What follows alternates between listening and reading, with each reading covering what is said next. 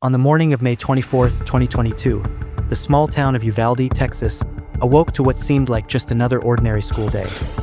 But before noon struck, a quiet community would be changed forever. 18-year-old Salvador Ramos, after shooting his own grandmother in the face, stole her vehicle, and began driving with one destination in mind: Robb Elementary School.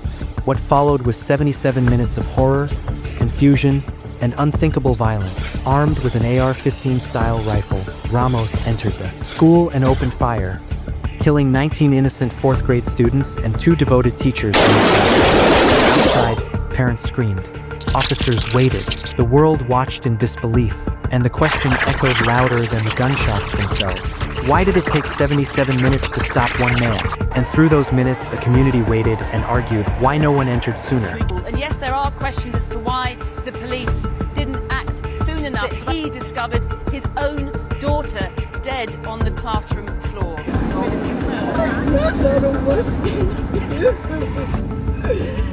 She was an innocent little girl. She didn't deserve that. No. She didn't. I just want to protect my little girl. Let us commit ourselves right now to doing the hardest things that we can think of, because nothing about this will be easy. This is not just a story of a mass shooting. It's a story of system failure, ignored red flags, and a city still searching for answers. But before we dive into that harrowing day, let's go all the way back to the beginning. Because to truly understand why this happened, we must first ask, who was Salvador Ramos? And to answer that, we have to start with his family. Salvador Ramos was born in Fargo, North Dakota. He was a resident of Uvalde from an early age and was a former student at Uvalde High School. He also attended Robb Elementary School for 4th grade in the same classroom where he was killed. He was frequently bullied at school, and Ramos had no friends. Furthermore, he did not have a criminal record or any documented mental health issues. However, he had searched the term sociopath and received an email about possible treatment. He had also previously posted violent threats online. School officials at Uvalde High School withdrew him from the school on October 28, 2021, due to his frequent absences. His childhood was far from stable. His parents, Adriana Reyes and Rolando Reyes, had a deeply strained relationship and eventually separated. Ramos mostly lived with his mother, Adriana, in Uvalde, Texas. But things at home were far from normal. Adriana, his mother, reportedly struggled with drug addiction. Ramos was often seen arguing violently with her. Sometimes their fights became so intense that he would stay with his grandparents, especially his maternal grandmother, Celia Sally Martinez Gonzalez. His father, Rolando, lived separately and was not actively involved in his life. In fact, Ramos hadn't seen his father in months before the shooting. Family members described Salvador as isolated, withdrawn, and increasingly angry over time that he dropped out of high school and rarely spoke to relatives. His grandmother, the woman who raised him in later years, would ultimately become his first victim.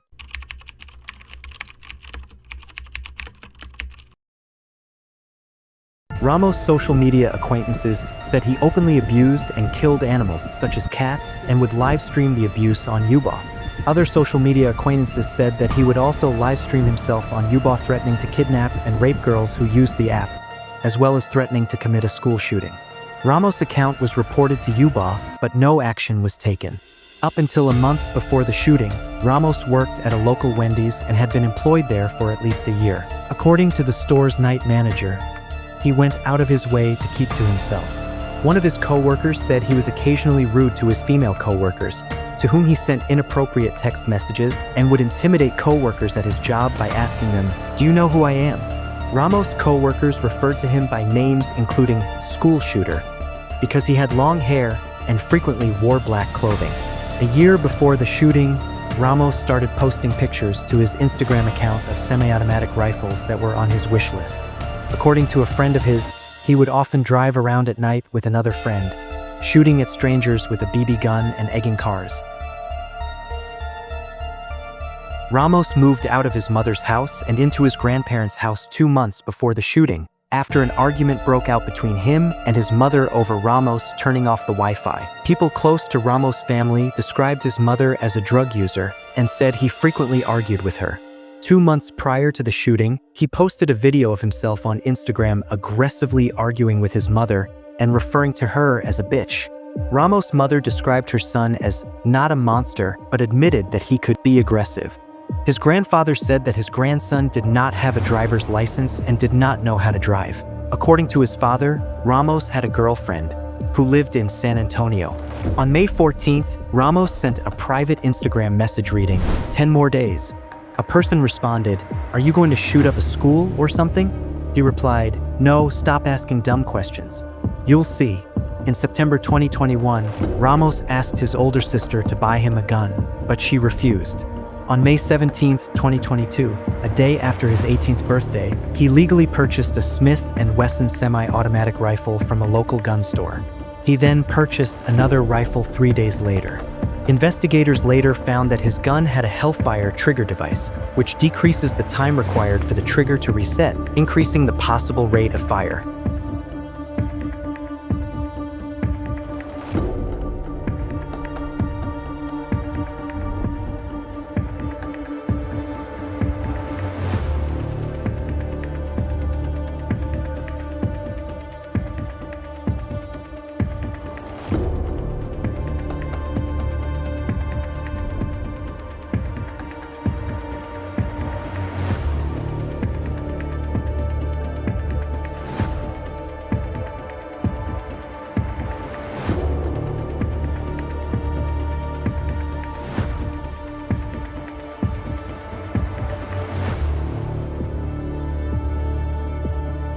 Ramos sent an Instagram message to an acquaintance he met through Uvalde, which showed the receipt for an AR-15 style rifle purchased from Georgia-based online retailer Daniel Defense 8 days before the shooting.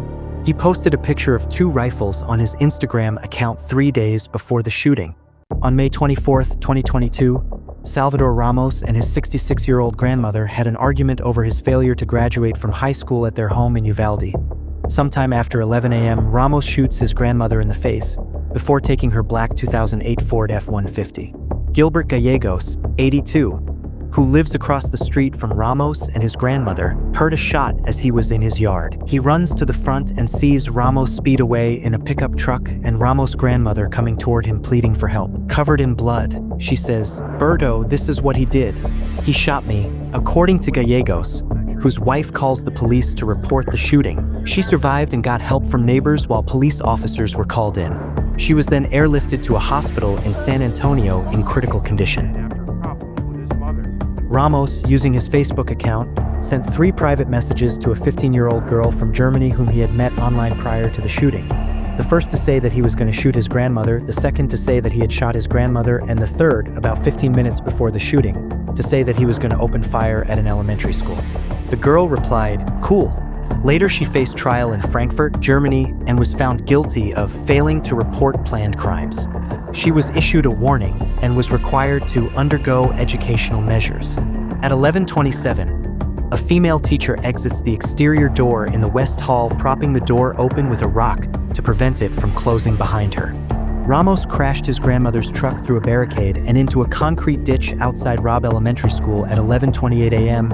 and proceeded to scale a fence and enter the school grounds. According to police, he wore a tactical vest for carrying ammunition that did not include ballistic protection or armor insert panels, plus a backpack and all-black clothing, while carrying an AR-15 style rifle and 7.30 round magazines. He brought into the school only one of the 2 rifles that he had legally bought and left the other in the crashed truck.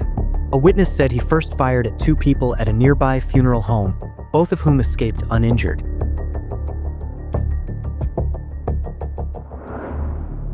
Police reported receiving 911 calls about a vehicle having crashed near the school. After hearing of the 911 call, a school resource officer drove to the school's campus and pursued a teacher whom the officer erroneously believed to be the gunman, driving past the actual gunman in the process.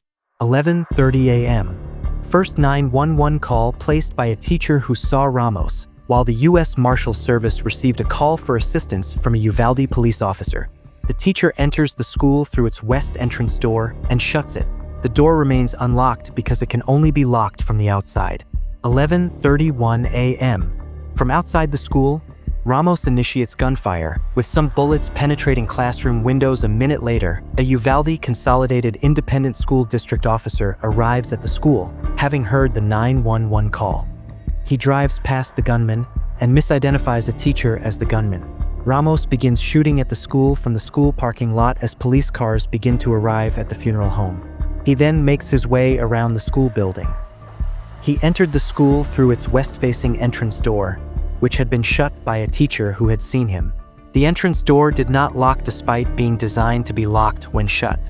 The shooting began at 11:32. According to a Facebook post by the school was placed in lockdown at 11:43 a.m. in response to gunshots heard in the vicinity. At 11:40 a.m., a teacher in room 102 reached a 911 dispatcher after having tried unsuccessfully to reach them on 3 occasions. The teacher told the dispatcher that she could hear gunshots in a nearby classroom. There's somebody banging at my school. There's a school shooting. Yes, I'm aware. I was talking to you earlier. You're still there in your room? You're still in room 112? No. A report released on July 6th found that an officer had aimed his rifle at Ramos before he entered the school, but did not fire because he was awaiting his supervisor's permission. After entering the building, Ramos walked down 2 short hallways and then entered a classroom that was internally connected to another classroom. All of the fatalities took place in these adjoining classrooms, 111 and 112. A survivor of the shooting said that, as teacher Irma Garcia attempted to lock the door to the classroom, he shot the door's window, then backed Garcia into the classroom and said "good night" as he shot and killed her. Another survivor recounted that Ramos said, "You're all gonna die," after entering the classroom. When he went in the classroom, he said, "You're all gonna die," and he just started shooting. He then opened fire on the rest of the students and another teacher in the room. According to a surviving student, Ramos played sad music during the massacre. After he killed his first set of victims, he scooped up their blood and wrote LOL on the chalkboard. At 11:35, all 3 Uvalde Police Department officers entered the structure through the west door into the west hallway. These officers were equipped with the following: 1 with external armor and 2 with concealable body armor, 2 rifles, and 3 pistols. At 11:36, 4 officers entered the south hallway through the south door closest to the suspect. It is not clear what equipment these officers had with them. 4 more officers entered the west hallway through the west door at 11:36. It did not appear that any of the officers were in possession of breaching tools, medical equipment, ballistic shields, or go bags. Note, a go bag is typically a bag or backpack that is widely used in the law enforcement community to respond to critical incidents. Most of the shooting occurred inside the building within the first few minutes. Ramos was inside the classroom for over an hour while armed police remained outside the classroom and building. Multiple students played dead while the shooting took place, including one student, 11-year-old Mia Cirillo, who smeared herself with the blood of one of her dead classmates to give credence to the subterfuge. And I thought he was going to come back to the room, so I grabbed the blood and I put it all over me. According to a student who hid in the adjoining classroom, Ramos came in and slightly crouched down, saying, "It's time to die," before opening fire. Afterward, a responding officer called out, "Yell if you need help." A girl in the adjoining classroom said, "Help!" Ramos heard the girl, entered the classroom, and shot her. Arnulfo Reyes, a teacher in classroom 111 who received multiple gunshot wounds, recalled he instructed his students to get under the table and act like you're asleep. Ramos then arrived and shot him before firing indiscriminately around classroom 111. Reyes said he didn't hear talk for a while, but later on, Ramos unleashed a second round of gunfire at students. All 11 students in classroom 111 during the shooting died. Reyes pretended to be unconscious on the floor, but Ramos then shot him again. He heard law enforcement approach his classroom from what sounded like the hallway 3 times, but they did not enter. Yes. Police department. The police. Reyes later heard law enforcement telling Ramos to come out of the classroom to talk, saying they did not want to hurt anyone. These are innocent children, sir. Please talk to me. Please talk to me, sir. I need cover. Got more kids. Separately, Reyes said in past security checks, the classroom 111 door that was meant to be locked during lessons remained unlocked because the latch was stuck, and that he had told the principal about this issue.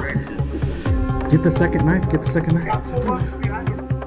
A male student in classroom 109 said that around 15 minutes after the shooting began, the gunman approached classroom 109's door and pulled its handle, but his teacher had jammed the door after hearing gunfire. The gunman shot through the door's glass window, striking another student and a fourth-grade teacher in classroom 109, then left. Officers arrived 3 minutes after Ramos entered the school and approached rooms 111 and 112, but they retreated after Ramos fired at them, injuring 2 officers with grazing wounds to the head.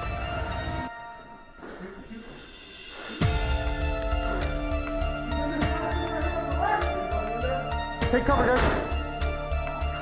At 11:36, officers from the west and south hallway advanced to rooms 111 and 112. As the officers entered the threshold of rooms 111 and 112, they were fired upon by the suspect, who was in room 111. The gunfire drove the officers away from the threshold of room 111 and 112 and back to the west and south hallways prior to either team making contact with either room 111 or 112 classroom doors. 2 officers were injured by building material fragments caused by the suspect's rounds passing through the walls. However, officers were not successful in establishing negotiations.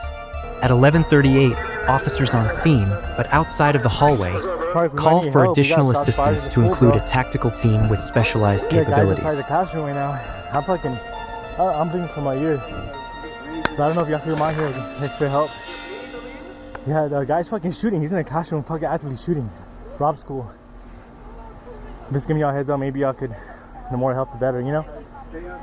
As chaos unfolded inside Robb Elementary, law enforcement officers from multiple agencies rushed to the scene. Within minutes, the school grounds were surrounded by local police, sheriff's deputies, college officers, fire marshals, and even border patrol. But even with overwhelming numbers, something unthinkable happened. Instead of launching an immediate rescue operation, the police hesitated. Time slipped away, minute after agonizing minute, while children were trapped inside classrooms with the shooter. What's that, gas? Yeah, gas. You don't have gas mask? No. They should. 702, do y'all have y'all's masks? By 12:10 p.m., U.S. Marshals had driven nearly 70 miles to Uvalde and arrived to provide first aid, confront the shooter outside, and reinforce perimeter containment efforts. 7 minutes later, in a heartbreaking moment, teacher Eva Mireles, from inside the adjoining classrooms where the shooter was, called her husband, Ruben Ruiz, a USIST officer stationed outside the school, to alert him she had been shot and was dying. Ruiz tried to enter to help, but law enforcement not only turned him away, they escorted him out and took away his duty weapon.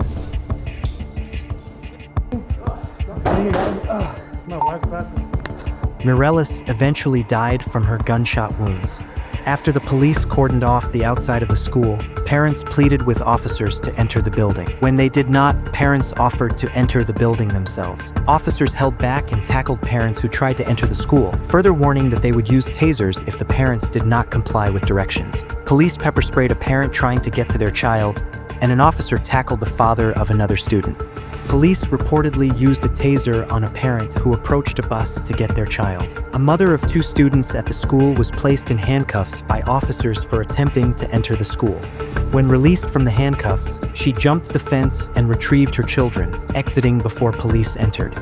Border Patrol agent rushed to the scene after receiving a text message from his wife. He then proceeded to help evacuate children. Soon, tactical gear began arriving, ballistic shields, gas masks, even tear gas launchers, as officers positioned themselves in the hallways. But they did not breach the classrooms. More than once, officers were heard saying, "There are still kids inside." Some were even desperate to move in. But still, no command was given. Children trapped in the classroom managed to make frantic 911 calls, describing the horrors they were witnessing. Dead classmates, wounded teachers, but still no rescue. The shooter, Salvador Ramos, allegedly hid behind a steel-reinforced door between classrooms 111 and 112. Officers insisted the door was locked, hence the frantic key searching. Actually, Ramos stayed in the classroom for around 1 hour, hiding behind a steel door that officers said they could not open until they obtained a master key from the janitor. Yet, official drills later suggested the door may never have been locked in the first place. Nonetheless, teams waited over an hour before securing the final master key and moving forward. However, there is evidence that the door was never locked. After the door was opened, at approximately 12:50 p.m., the makeshift tactical group, A Bortak agent entered the room holding the shield and supporting deputies. Finally breached room 111. Ramos emerged from a closet, opened fire once more, and was immediately neutralized by return shots and killed him.